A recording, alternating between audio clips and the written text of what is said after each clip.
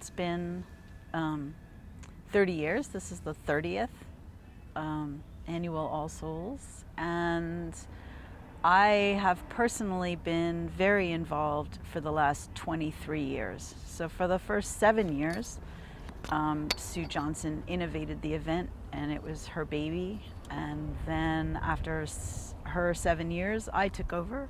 Yeah, the evolution has been, it's been intense. I mean, it's been really challenging. It started out with a couple of hundred people, and it has grown to over 100,000 people. Those are estimates that are given to us by TPD, and then also when we were doing some aerial drone photography, which there was a little window where you could get away with that. Now you can't. I actually feel like in the last couple of years, we really hit kind of a tipping point as far as bodies in space. And we always knew that was coming because geographically, you know, it's just mass. You know, it's mass and volume. There's only so many, you know, physical people you could put in a physical space. The route is much larger and less congested since we moved it to Grande. Grande really is Grande. And so it allows for people to just have more freedom of movement and to just feel like they're not being so crushed in the crowd. There's also the alternate route that goes down the river walk. So there are two paths that people can take when they're walking, and that has created a lot more room and kind of air for people.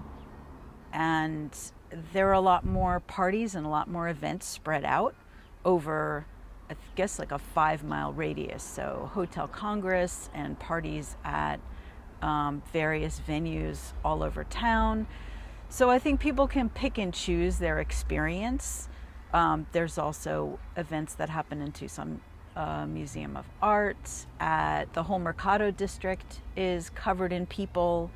And so where there was a real, I think almost a critical mass of people, now there's still the same amount of people and maybe even more, but we're spread out over, I think what people would consider the city, you know, or the whole downtown area and 4th Avenue, as opposed to being contained in one small space. And so that has,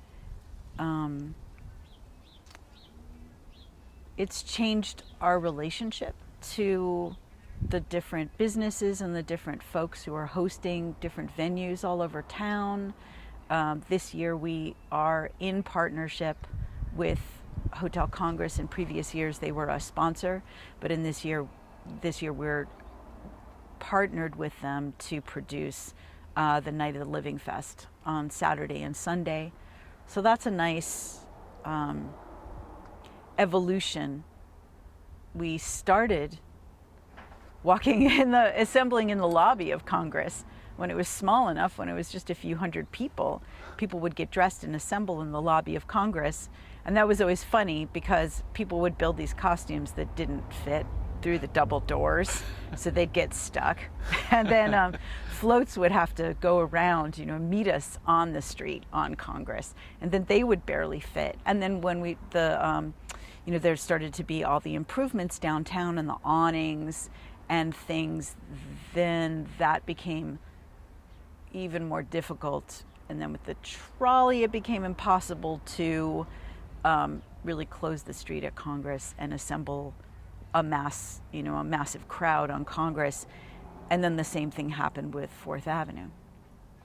And so, yeah, the evolution has been to accommodate a lot, to know that there was this interest with this mass of people, and to keep making changes so that people were safe and people still had this opportunity for a sacred experience, and that experience didn't become too party, but it's okay if people want to party.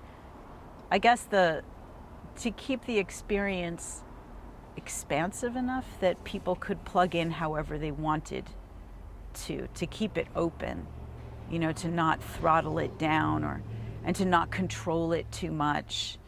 And we've definitely gotten criticism, for not controlling it or for not dictating how people participate. But then we also get hundreds and hundreds of emails where people want to know, they want to be told, basically. They want to know, how do I participate? What do I do? What should I build? What should I look like? And so I think there's always this push and pull. Well, I think we've just been steered, there's the manufacturing of consent, that started in the 20s and the 30s. We have been co-opted and coerced into being a civilization of people who are not operating in our own best self-interest. We operate we've been trained to be very good consumers. And so the procession has definitely had, its share of criticism around that, our clashes with that consumerist kind of culture, and then also an academic and political kind of culture that want art to serve academic needs or want art to serve political needs. And the procession is a social act, but it is a creative artistic act at its core. And so that means it's exempt. Art is exempt. I really take issue with people who want to make art serve a political end, serve a master. Art is its own master, and art needs to be other. It can't choose sides, and it can't be boxed in, and it can't have a ton of rules around it that tell it what to do, because then art doesn't serve its function. The function of art is to break boundaries. The function of art is to reflect back a consciousness that is beyond, argument. And so I feel like the evolution of the procession now, the most important thing is for the procession to become even more egalitarian in its organization, in its leadership, in its facilitation. Over the years, the procession has always been a model. It's always been based on a model of many directors. So in this 30th year, Flamchen will be creating its last directed ceremony, and we to the end that we would really like the community to feel more investment, more a hand in the procession. We're going to take the spectacle aspect that is the circus performance and that sort of observer role out. As of this year will be the last one that we produce in this way. And we're going to focus on crowd-based participatory ceremony in the model of the National Day of Remembrance and different candlelight vigils that happen all over the world. We will still set up the stage. We'll still facilitate the procession moving through the streets. The urn will still be lifted and the prayers inside it will still be burned. And we will set up a microphone. The audience will be encouraged to process across the stage like they do in the Domo, like everyone has for the model that's been in that way for years. But there will also be a microphone so that people can come up on stage, and as they process, they can stop and they can say the names of the people who they are there to walk for, who they are there to honor for that year. The Ancestors Project will still be projected in various locations around town and on the route and on the stage. And that will be the model going forward at this 30th year demarcation. So that's a big deal, and we'll see how it evolves over time. I think we're in a really a very interesting place. So I feel like the openness and the movement that I wanted to see, and that I felt like All Souls could bring for people, that's really happened. I think we're in a really different place than we were certainly when we started. I mean, we still have some issues. It's still alive. It's still there.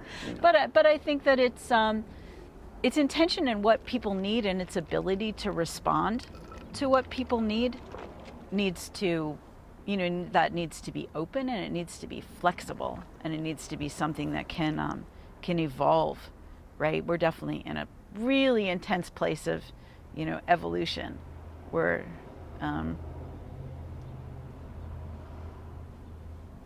I just see the procession